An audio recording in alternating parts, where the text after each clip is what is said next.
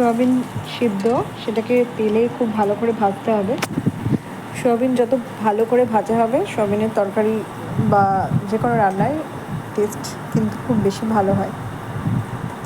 নুন হলুদ দিয়ে সেই তেলেই আলু, আমি এখানে খুব কম তেল ব্যবহার করেছি।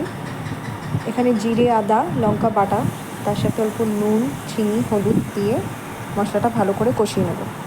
টমেটো একসাথে বাটা ছিল, পরে আমি এখানে অল্প নুন হলুদ অ্যাড করেছি, যেহেতু আলুতে দেওয়া ছিল না।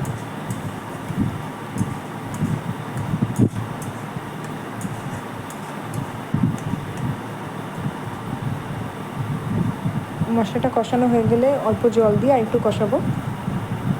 ভেজে রাখা সোয়াবিনগুলো এখানে দিয়ে দেবো, দিয়ে একসাথে খুব ভালো করে কষিয়ে দেখবো আলুটা সেদ্ধ হয়েছে কিনা।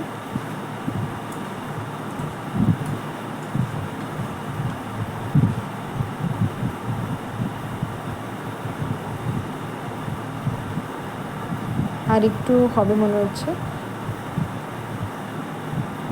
যেমন পরিমাণ ঝোল পছন্দ করেন সেরকম জল দিয়ে ঢেকে দিলেই রেডি।